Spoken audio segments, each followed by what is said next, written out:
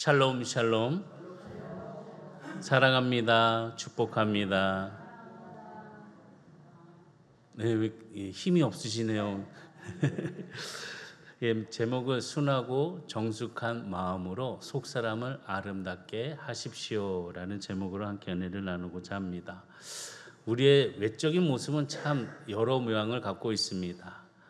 기준이 어떻든 우리는 다 똑같이 눈, 코, 입 다 갖고 있습니다. 그런데 이런 것을 보면서 외적으로 보면서 눈이 예쁘다, 코가 예쁘다, 입이 예쁘다라고 얘기를 합니다. 옆에 분 보면은 어떤가요? 입이 예쁘고 코가 예쁘고 눈이 예쁘고 그런가요? 네, 이렇게 우리는 외적으로 이렇게 보면서 아름답다, 예쁘다라고 합니다. 그러면서 우리 또 삶을 살다가 보면 참 이런 얘기합니다. 외모를 보지 않고 뭔가 행동을 했을 때 우리는 이렇게 그 사람 참 실하다라고 얘기를 합니다. 그 사람 참 실하다 얘기를 했을 때는 외적인 모습이 아니라 그 안에서 생각하는 것과 말하는 것과 행동하는 것을 따라서 우리는 이렇게 표현을 합니다. 어떠신가요? 나의 모습은 정말 실한 모습인가요? 아니면은 그냥 아름다운 모습만 유지하고 있는 모습이신가요? 예, 실한 모습이시죠? 예, 인정을 다 하시는. 예, 이렇게 우리가 이런 아름다움의 이런 마음, 속마음을 아름답게 갖고 가려고 하는 그런 마음의 자세를 우리가 가져야 되는데, 그런 자세를 갖기 위해서는 무엇보다 하나님의 말씀이 내 안에서 양식이 돼야 한다는 사실을 기억해야 합니다. 속사람을 갖고 오기 위해서는 말씀을 먹어야 합니다. 그리고 말씀 안에서 나의 영혼이 잘 가꾸어질 수 있도록, 내 속사람이 온전하게 이루어질 수 있도록 우리는 그 마음의 가치를 따라서 갈 수 있는 하나님의 자녀들이 돼야 합니다. 영혼은 보이지 않습니다. 우리 영혼은 우리 내면에 있습니다. 그렇기 때문에 영혼을 가꾼다는 것은 속사람을 가꾸는 것이고, 또 다르게 표현하면 마음을 가꾸는 것이다 라고 표현을 할 수 있습니다. 눈에 보이지 않기 때문에 그것을 가꾸는 일에 있어서 우리는 속사람과 영혼을 잘 건강하게 열매를 맺을 수 있도록 가꿔야 한다는 것입니다. 눈에 보이지 않기 때문에 그거는 아무 의미가 없지라고 생각할지 모르겠지만, 눈에 보이지 않는 것을 통해서 큰 힘을, 또 큰 영향을 끼칠 수 있다는 사실을 볼 수 있습니다. 특별히 우리가 눈에 보이지 않는 것을 우리가 생각할 때 나무를 볼 수 있습니다. 나무의 뿌리는 우리의 눈에 잘 보이지 않습니다. 그런데 나무가 성장하고 열매를 맺고 또 크게 자랄 수 있는 것은 바로 이 땅 속에 있는 보이지 않는 이 뿌리를 통하여서 그 나무가 시작이 되고, 또 물을 공급을 받고 열매를 맺을 수 있는 그런 은혜를 나무는 가지고 있습니다. 그러니까 나무라는 것은 뿌리 없이는 있을 수가 없습니다. 엄밀한 얘기를 보면은 이 뿌리가 나무의 본질이라고 얘기를 할 수 있습니다. 뿌리가 병이 들게 되면은 그 나무는 병들게 됩니다. 서서히 죽고 마르게 되어 있습니다. 사람도 마찬가지로 생각을 합니다. 우리의 영혼, 우리의 속사람이 병들고 힘들고 아파한다면 우리의 육신과 그런 마음의 모든 것들 또한 아프고 힘들고 지치고 모든 것이 없다라는 생각을 갖게 한다는 것입니다.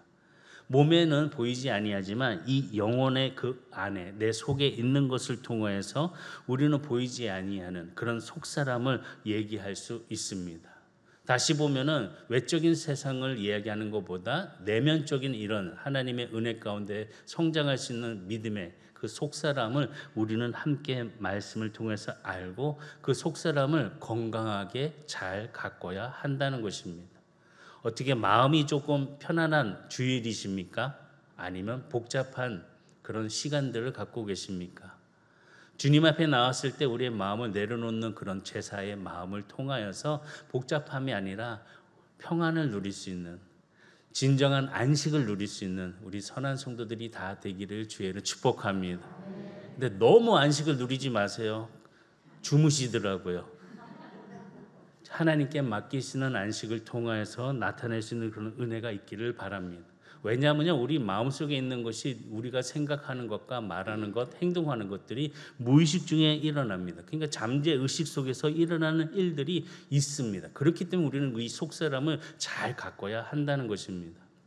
많은 분들이 경험을 했겠지만 맨 처음에 차를 살 때에 새 차를 거의 다 사지 않습니다. 중고차를 삽니다. 저도 맨 처음 유학을 가가지고 이제 차를 사야 돼가지고 근데 새 차를 살 돈은 없고 그래서 중고차 정말 발품을 팔았습니다. 여기저기 전화를 해가지고 이게 미국에 보면 블루북이라고 있어요. 이 블루북을 펼쳐 보면은 어느 누가 개인적으로 이것을 얼마에 팔겠다고 해서 쭉 있습니다.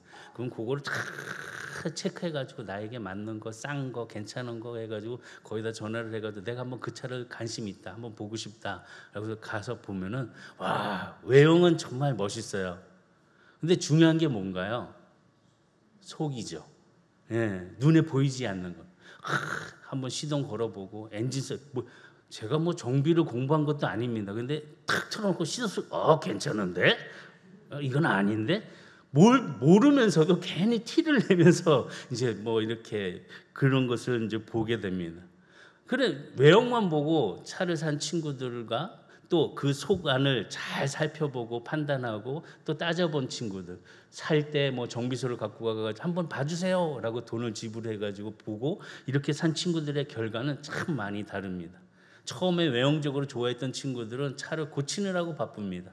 그런데 속이 잘 된 차를 산 사람들은 오랫동안 그 차를 자기의 그런 생활의 수단으로 이용하는 것을 보면서 참, 그래. 보이지 않는 것을 잘 판단하고 잘 봐야지 내가 삶에 있어서의 이런 상황들이 있는 것, 중요한 것을 깨닫게 되는구나라는 것을 알 수 있었습니다.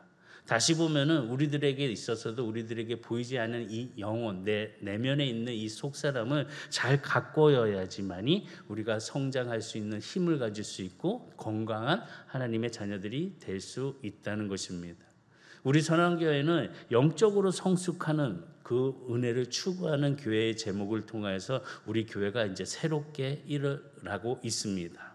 다시 보면은 우리 교회가 추구하는 것, 영적 성숙함, 보이지 않는 것을 우리는 추구하는 그런 마음으로 하나님과 함께하는 자녀들이라는 것입니다. 이처럼 자동차에도 보이지 않는 것을 통하여 힘을 가지고 움직이고 달리고 멈추고 그 은혜, 이 인생에 있어서도 우리에게 보이지 않는 이 속사람을 통해서 우리가 생각하고 의지하고 선택하고 또 그 가운데 우리의 성품이 그 안에서 만들어지는 것을 우리는 볼 수 있습니다. 영성을 추구한다는 것은 다시 얘기하면 예수님의 정신을 따라서 살아가는 삶을 의미합니다. 예수님의 형상과 그의 성품을 우리가 함께 닮아가는 것을 영성을 추구하는 삶이라고 말씀드리고 싶습니다. 정말 내 안에 예수가 계심을 통해서 내 안에서 예수와 함께하는 그런 은혜, 그런 자세, 그런 행동, 그런 생각, 그 의지가 일어날 수 있는 그런 모습을 가져야 한다는 것입니다. 다시 보면 모든 것이 어디서부터 시작되냐? 이 내면에서부터 시작하는 것을 보게 된다는 것입니다. 그러니까 마음에서 시작하는 거죠. 이 마음에서 시작하는 것을 통해서 열매를 맺는다는 것입니다. 성숙함을 가질 수 있다는 것입니다. 오늘 우리가 주일날 주님 앞에 예배를 나올 때 어떤 마음을 가지고 이 시간 함께 하시기를 원하십니까? 하나님을 만나고 싶은 마음? 아멘이 적네요. 저를 보고 싶은 마음? 한 분도 없군요. 우리가 정말 하나님 앞에 예배드리는 것은 하나님의 임재를 경험하는, 하나님을 만나고 싶은 마음, 그 은혜의 자리에 있음을 저는 보게 됩니다. 그 마음의 시작이 중요하다는 거죠. 오늘 교회 오는데 오늘 점심은 뭘까? 국수일까? 밥일까? 이거 생각하시는 분들이 있어요. 그건 하나님을 만나러 오는 그런 자세가 아니라 그냥 밥 먹으러 오려고 하는 그런 모습인 것 같습니다. 우리의 마음의 생각이 정말 하나님 앞에 예배를 드리고 내 마음의 그런 영적 그런 배고픔, 그 영적 괴로움의 아픔을 하나님 앞에 내려놓고 주님, 나에게 이 은혜 속에 내가 예수님을 닮아갈 수 있는 이 성품을 통해서 내가 새롭게 변화를 받아 내가 새 힘을 가지고 일어날 수 있도록 아버지 하나의 은혜를 내려 주시옵소서 라고 간절하게 우리의 보이지 아니하는 이 마음에서부터 성숙함을 잘 이루어갈 수 있는 우리 선한 성도들이 되시기를 주의는 축복합니다. 그래서 딱 보면서 권사님, 집사님 참 깊습니다. 그 마음이 참 깊으시네요. 라고 좀 칭찬을 받을 수 있는 우리 선한 성도들의 교우가 되시기를 주의는 축복합니다. 정말 옆에 분 보시면서 참 은혜가 깊습니다. 아무도 안 하시네요. 그런 은혜의 마음이 함께 보여야 한다는 거죠. 그럼 보이지 않는 마음을 어떻게 가꾸는 것이 좋을까? 우리가 이것을 함께 나누고 싶은데 오늘 본문의 말씀은 사도 베드로가 이렇게 권면하고 있습니다. 뭐라고 권면하냐? 베드로전서 3장 3절에서 4절의 말씀 보면 너희의 단장은 머리를 꾸미고 금을 차고 아름다운 옷을 입는 외모로 하지 말고 4절 시작 오직 마음에 숨은 사람을 온유하고 안정한 심령에 썩지 아니할 것으로 하라. 이는 하나님 앞에 값진 것이라. 하나님 앞에 값진 것, 정말 귀하고 가치 있는 것. 그것이 뭐냐? 이 마음에 있는 속사람을 어떻게 온유하고 안정된 심령으로 썩지 아니할 것으로 우리는 해야 한다는 거죠. 온유하래요. 우리 모든 성도님들이 온유했으면 좋겠습니다. 당신은 온유합니다. 시작. 네. 온유한 그런 모습에 은혜가 넘쳐나야 한다는 거죠. 그것이 바로 하나님께서 원하시는 외모를 추구하는 것이 아니라 이 속사람을 통해서 온유함을 나타내는. 그러니까 베드로는 뭐라고 얘기하냐? 마음을 단장하라라고 말씀합니다. 이 단장이란 말씀은 다시 뜻을 보게 되면 손질하고 꾸민다는 것입니다. 어디가 우리를 갈 때 보면 잘 꾸밉니다. 근데 특별히 성도들을 보면요, 어디 갈 때 잘 꾸미냐면 남의 결혼식 갈 때 그렇게 잘 꾸미시더라고요. 결혼식의 주인공들은 신랑과 신부인데 나는 하객으로 가는데 우리 누가 결혼식이 있어 그럼 그 전날부터 머리에 세팅하고 옷은 무엇을 입을까? 저는 그게 좀 그런 것 같아요. 주인공들은 따로 있는데 자기가 주인공이 너무 그런 것 같은 모습을 보면 그래도 귀한 자리에 가니까 아름답게 보이고 싶은 마음이겠지라고 생각을 합니다. 아마 마음도 예쁜 마음으로 축복하주로 거기에 가는 것을 보게 됩니다. 보게 되면 이 속사람의 이 성품을 통하여서 이 외적으로도 자연스럽게 풍길 수 있는 그런 자세를 가질 수 있는 것이 무엇이냐? 바로 하나님이 주신 은혜를 통하여 예수를 닮아가는 그 성품 안에서 가장 값진 일을 우리가 행할 때 외적으로도 자연스럽게 풍기게 된다는 것이. 이 자연스럽게 풍김을 통해서 이 성품이 세워지고 또한 그 안에서 믿음으로 우리는 하나님과 함께 동행할 수 있는 축복을 누릴 수가 있습니다. 이런 모습으로 우리가 외적으로 아름다움을 추구하기 원하면 내면으로 건강한 모습으로 하나님의 축복을 누려가는 성도들이 되시기를 주의는 축복합니다. 그래서 사도 베드로가 얘기하는 그런 안정한 심령이라는 것은 무엇이냐? 고요한 심령이다라고 의미를 가지고 있습니다. 그럼 고요한 심령, 이 속사람이 고요하게 하기 위해서는 무엇을 갖고야 될까? 말씀을 찾아보면 이사야서 30장 15절.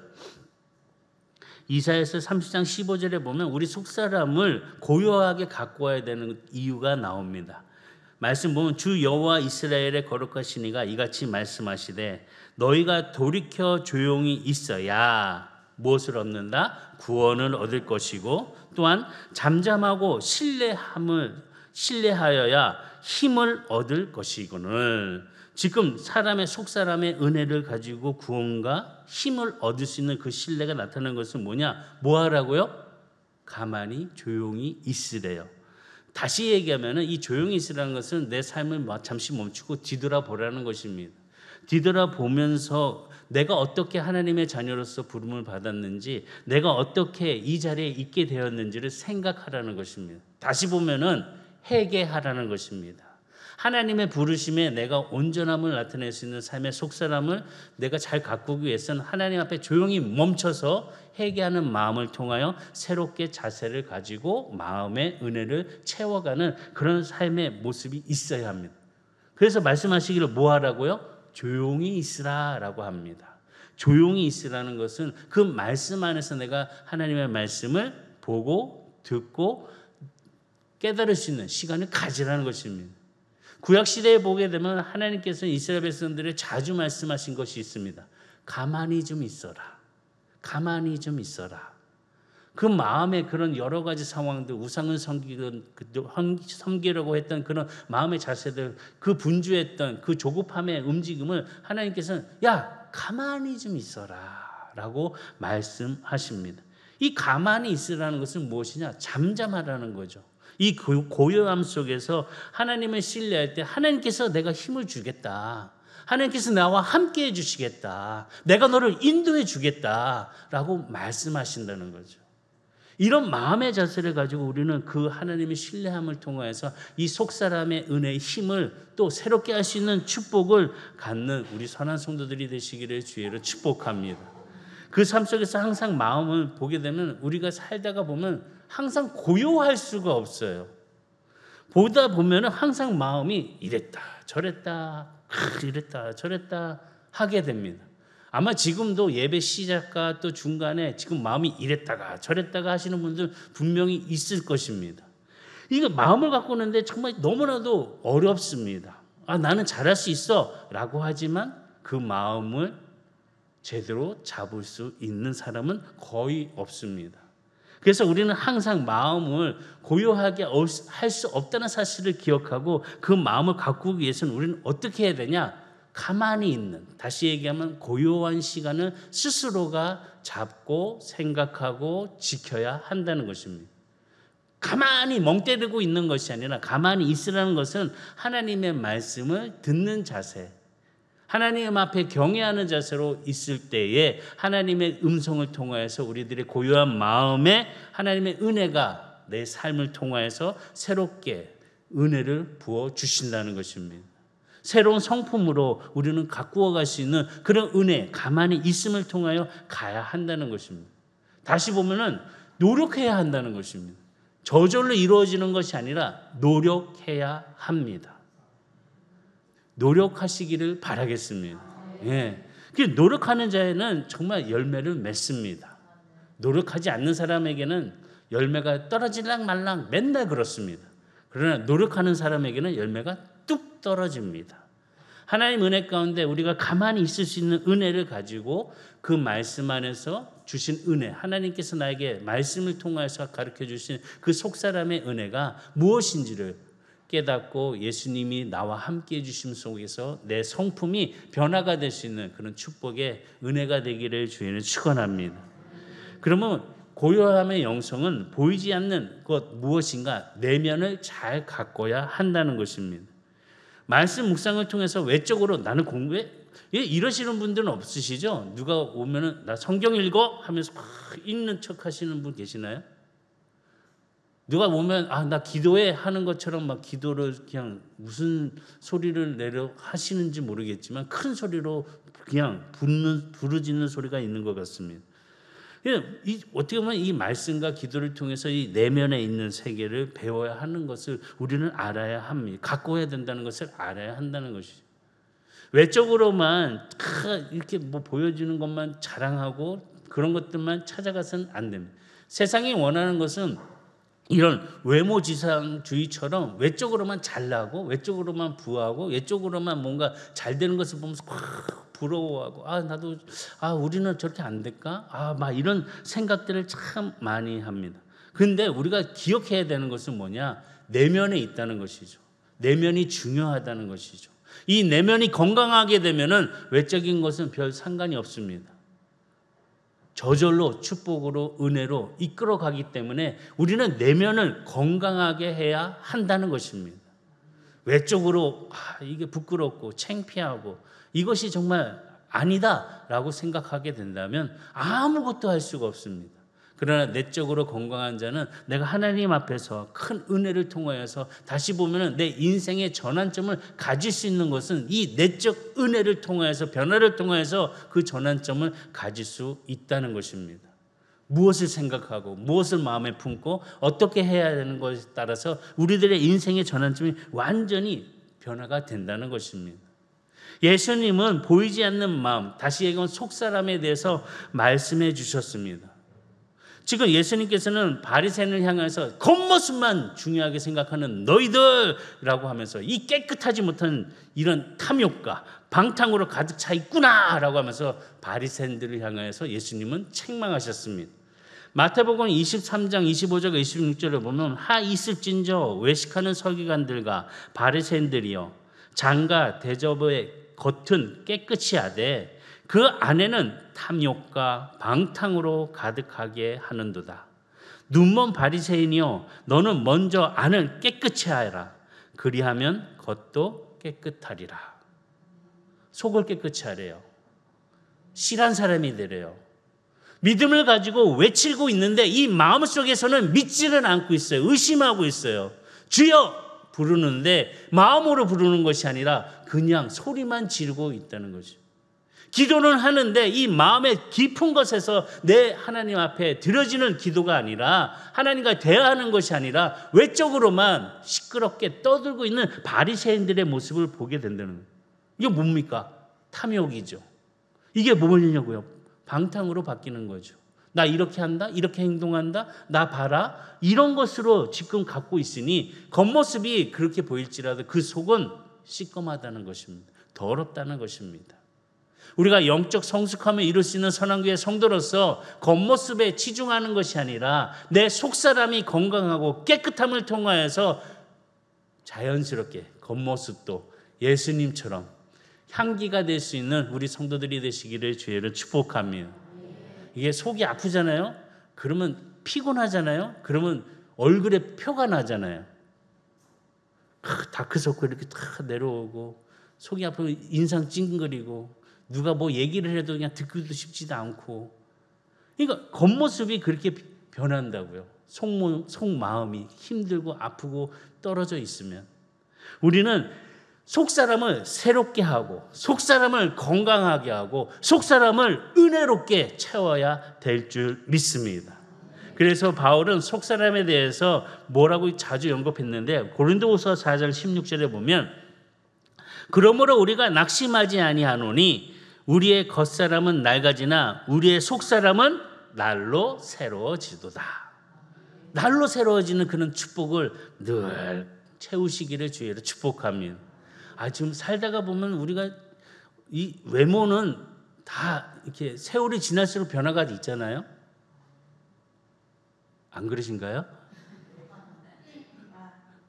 오늘 또 근데 오늘 집사님이 저한테 우리 제 첫째 아들 딱 보더니 아이고 우리 목사님도 이렇게 젊었었는데 이랬었는데 딱 지금은 배 나왔지 다크서클이 있지 그냥 그래도 이 속사람의 즐거움을 통하여서 새롭게 됨을 통하여서 예수님의 성품을 통하여서 저는 너무 기뻐요.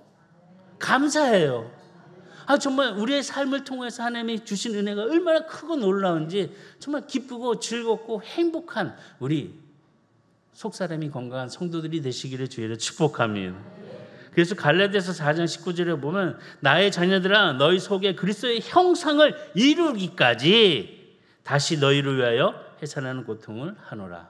성숙함을 이루기까지 하나님의 형상을 이루기까지 우리는 그 마음의 속사람을 잘 갖고 갈 수 있는 성도들이 되시기를 주의로 축복합니다. 외모가 아니라 우리의 속사람을 통하여 일하시는 하나님의 역사의 그 은혜를 기억하고 내 속사람이 잘 건강하게 기쁘고 즐거움으로 새롭게 됨을 경험하는 우리 성도가 되시기를 주의로 축복합니다. 그렇다면 그리스도의 형상은 그럼 무엇이냐? 바로 그리스도의 형상은 뭐냐? 예수님을 닮은 성품을 의미합니다. 우리가 예수님을 닮아갑니다 하면서 외적으로만 생각하고 있는데 그것이 아니라 내 안에 있는 이 성품, 이 속사람을 통하여서 예수님을 닮아가는 것입니다. 우리 안에 있는 이 은혜, 이 속사람이 함께 할 수 있는 그런 축복을 가지고 예수를 닮아야 한다는 것입니다. 그래서 바울은 속사람이 성령으로 말미암아 강건하기를 간구했습니다. 에베소서 3장 16절에 보면 그의 영광의 풍성함을 따라 그의 성령으로 말미암아 너희 속사람을 능력으로 강건하게 하시오며 성령께서 우리의 속사람을 강건하게 해주신대요. 그러니까 우리가 하나님 앞에 기도하는 이 속사람을 통해서 보이지 아니한 이 내면을 건강하게 또 힘있게 성령에 의지하여서 하나님의 형상의 기쁨의 성품을 닮아가는 성도들이 되시기를 주의로 축복합니다. 그러니까 먼저 의식해야 하는 거죠. 이 내면을요. 외형적으로만 보이는 그런 모습이 아니라 이 속사람, 예수님을 닮아가는 사람, 예수님과 같은 사람, 그런 마음으로 그 능력의 건강함이 우리 성도들에게 임하기를 주의로 축복합니다. 나무가 깊이 뿌리를 내리면요, 어떠한 비바람이 오고 크게 뭐 이렇게 눈이 오고 뭐 해도 그 나무는 건실하게 그 자리를 지킵니다. 다시 보면은 눈에 보이지 아니하는 이 뿌리를 잘 지키고 내리고 있으면요, 아무런 어려움과 아무런 그런 힘든 일이 있어도 그 자리를 지키고 있는 것이 바로 그 나무라는 것입니다. 우리 속사람을 잘 지키게 되면은 삶에 있어서 어려움과 고통, 힘든 것 나에게 와도 나는 그것을 이길 수가 있습니다. 열매를 맺을 수가 있습니다. 외모를 가꾸는 데만 힘을 다하는 자가 아니라 내면을 가꿈을 통해서 하나님을 닮아가는 귀한 우리 선한 성도들이 되시기를 주의로 축복합니다. 그런 말씀을 우리가 보면서 내면을 잘 되는데 무엇을 해야 되냐? 고요함을 가져야 한다는 것입니다. 고요함의 영성을 추구하는 자가 돼야 한다는 것입니다. 고요함을 마음을 가꾸는 데는 지혜가 필요합니다. 근데 이 지혜를 어디서 찾아야 되냐? 말씀에서 찾아야 한다는 것입니다. 이 말씀의 기준을 가지고 지혜를 찾아야지 그냥 내가 생각하는 것, 뭐 주변에서 많은 사람들이 이야기하는 것, 그럼 미디어 매체에서 얘기하는 것을 듣고 거기 혹해가지고 그냥 거기에만 빠져서 그 생각에 잡혀 있는 자들이 되지 말고 하나님 주신 말씀, 이 하나님 주신 이 말씀을 가지고 우리는 지혜를 찾아야 한다는 것입니다. 그냥 조용히 하나님의 말씀을 묵상하고 조용히 하나님의 은혜를 경험하고 조용히 그 뜻을 행할 수 있는 자가 돼야 한다는 거예요. 어떻게 보면 우리 영혼들은요, 조용한 걸 좋아해요. 시끄러운 거 좋아하는 사람 있으시나요? 없어요. 조용한 걸 거의 다 대부분 좋아합니다. 집에서도 보면 애들이 떠들고 그러면 뭐라고 그러시나요? 네, 맞아요. 조용히 해 그럽니다. 이게 조용히 해. 우리 영혼은요, 고요한 거를 좋아해요. 고요하게 가만히 있는 것, 나의 삶 속에서 이 조용한 것, 이 고요한 것, 왜 그럴까요? 바로 하나님께로부터 왔기 때문에 우리는 그 고요함을 가져야 합니다. 하나님께서 천지를 창조하실 때 보게 되면은 하나님은 고요하신 분인 것을 알 수 있습니다. 특별히 자연을 통해서 알 수 있다는 거죠. 나무가 땅에 뿌리를 내리고 자랄 때 시끄럽나요? 언제 뿌리를 내리고 있는지도 몰라요. 고요하게 땅에 뿌리를 내리고 그 자리를 어떻게 하나요? 지켜요. 떠나지 않고 그 자리를 지켜요. 고요하게 철을 따라서 꽃을 피고 또 시간의 지남에 따라서 열매를 맺고 또 씨를 뿌리고 또 기다리는 나무를 생각해 보시기 바랍니다. 산을 보시기 바랍니다. 시끄럽나요? 고요합니다. 잔잔한 바람소리. 우리는 이거 시끄럽다고 얘기하지 않습니다. 좋다. 이제 많이 들로 산으로 바다로 많이 가실 텐데 그런 거 한번 보세요. 얼마나 조용하고 고요한 것을 우리가 너무 좋아하는지. 반석도 흔들리지 않습니다. 그 자리를 잘 지켜갑니다. 하나님께서 이처럼 천지를 창조하심을 통해서 고요함의 은혜를 우리에게 주셨다는 것입니다. 그래 우리는 이 고요함을 통해서 하나님 앞에 온전히 나아가 말씀 속에서 예수를 닮아갈 수 있는 성품으로 속사람을 강건케 해야 한다는 것입니다. 우리가 말씀을 묵상한다는 그 말을 우리가 쉽게 얘기하면 큐티한다라고 이야기를 합니다. 그러니까 quiet time이라고 얘기하는데 다시 한번 이 quiet time은 조용한, 또 보면 이 사전을 보내니까요 고요한, 그리고 또 하나의 또 단어를 보면 차분한 이런 단어가 있더라고요. 이게 보게 되면 이 quiet time을 통해서 고요한 시간에 우리는 하나님 말씀을 어떻게 해요? 조용하게, 고요하게, 차분하게 그 말씀을 봐야 한다는 거죠.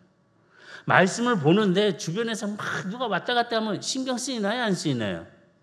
쓰여요. 그러니까 말씀이 눈에 들어오는지 뭐 하는지도 몰라요. 보다가 오셨어요. 갔어요. 이거는 성경을 보는 게 아니라 누가 왔는지 갔는지를 보고 있는 거예요. 또 성경을 보면서 엄마 오늘 밥은 뭐야? 이거는 생각이 딴 데가 있는 거잖아요. 왜 한숨을 쉬시죠? 이게 지금 고요한 시간에 말씀을 정말 집중하고 그 말씀 안에서 차분한 마음으로 하나님의 음성을 들어야 되는데 이 눈은 보고 있지만 귀는 어디가 있어요? 딴 데 가고 있어요. 말씀 있다고 누가 얘기하는 거 그거 있잖아 그러면서 얘기 껴들어요. 이건 말씀 보는 게 아니죠. 고요한 말씀 속에서 우리는 뭐하냐? 하나님을 만나고 그 하나님 은혜 가운데 안식을 가져야 돼요. 그 안식함을 가져야 되는데 우리 지친 영혼들이 하나님의 음성을 들어야 되는데 하나님의 음성을 듣지 않고 그냥 세상 사람들의 음성을 들어요. 누가 뭐 한다면 거기에 말을 껴가지고 붙여가지고 얘기하고 싶어가지고 그냥 입이 근질근질. 지금도 아마 뭐라고 얘기하고 싶은데 근질근질 하신 분들 계실 거예요. 정말 조용한 시간을 가져야 된다는 거죠. 차분한 시간을 가져야 한다는 거죠. 그래야지 하나님 말씀 안에 내 집중함을 통해서 내 속사람, 하나님께서 주신 성령의 은혜를 통해서 내가 강건해질 수 있는 그런 마음을 가져야 하신다는 것이죠. 우리 모든 성도들이 이 하나님의 말씀 안에서 조용하게, 차분하게 이 강건한 속사람이 되기를 주의 이름으로 축원합니다. 그러면서 말씀을 보면서 그래 다윗이구나. 대표적인 인물을 보니까 다윗이 나오더라고요. 다윗은 목동이었어요. 양을 잘 다스리는 목동이었습니다. 그게 보게 되면은 하나님이 만드신 이 피조물 가운데 이 양은 인간의 속성과 너무나도 가까운 속성을 갖고 있습니다. 양은 목자가 있어야 합니다. 목자의 인도를 받아야 돼요. 왜냐하면은요, 양은요, 독초하고 이론초를 구분하지 못해요. 아무거나 먹어요. 아무거나. 그리고 시야가 좋지 않기 때문에 어디를 가더라도 힘들어합니다. 멀리 가질 못해요. 그러니까 항상 목자가 인도해줘서 쉴만한 물가로 가고 또 푸른 초장에서 함께 이렇게 해야 한다는 거죠. 그러니까 목자가 양을 인도하고 목자가 꼴을 먹여주고 그리고 또 양의 습성 중 하나가 시끄러운 거 싫어해요. 시끄러워하면요 불안해가지고 얘네들이 어찌할 줄 모른다고 합니다. 그래서 양은 조용한 걸 좋아한다고 합니다. 이 양의 습성을 보면서 이 목자로 다윗은요 그 하나님의 그 자신의 그 목자가 양을 기르는 것처럼 이 고백을 하는 것을 우리는 잘 알고 있습니다. 우리가 잘 알고 있는 시편 23편 1절에서 3절까지의 말씀 한번 보겠습니다. 시작. 여호와는 나의 목자시니 내게 부족함이 없으리로다. 그가 나를 푸른 풀밭에 누이시며 쉴만한 물가로 인도하시는도다. 내 영혼이 소생시키시고 자기 이름을 위하여 의의 길로 인도하시는도다. 다윗은요 양이 조용한 걸 알고 있었어요. 그리고 양이 어떠한지를 알고 있었어요. 시끄러운 거 싫어하는구나. 불안한 것을 갖지 못해서 안식하지 못하는구나. 그러니까 목자된 이 다윗은요 양을 인도할 때 늘 쉴만한 물가로 인도하였고 푸른 초장, 먹을 만한 것들이 있는 곳으로 데리고 갔습니다. 쉴만한 물가 어떤 곳인가요? 잔잔한 소리가 흐르고 있는 물가입니다. 고요한 물가라는 거죠. 우리도 이렇게 다 날씨가 덥고 막 이러다 보면 우리 산에 딱 가면은 덥다. 그러면 맨 처음 찾는 게 계곡 찾으시잖아요. 계곡에 찾으시면은 거기서 뭐 하시나요? 발 담궈. 이거 어떻게 보면 다 그러시는 것 같아. 그냥 다 신발 벗고 양발 벗고 다 발 닦고 발만 담궜는데 어때요? 엄청 시원하잖아요. 그러면서 이게 쉬는 거지. 그러면서 막 발을 그냥 그 짧은 다리로 이렇게 하면서 말이야. 아니 참 쉬는 거예요. 이 양들도요 지쳤어요. 먹이를 찾으러 계속 가야 되고, 그 상황 가운데 이 목자된 다윗이 쉴만한 물가로 데려가니 얼마나 좋겠어요. 그 영혼이 조용한 곳에서, 우리의 영혼이 조용한 곳에서 말씀의 꼴을 먹고 주님이 주신 이 생수를 통해서 마르지 아니하는 그런 은혜를 경험하게 된다면 우리 속사람은 분명히 아름답게 될 것이고 건강하게 될 것이고 삶의 승리를 이끌어가는 선한의 성도들이 될 줄 믿습니다. 우리 제목처럼 순하고 정직한 마음으로 속사람을 아름답게 만들어가는 우리 성도들이 되시기를 주의 이름으로 축복합니다. 기도하겠습니다.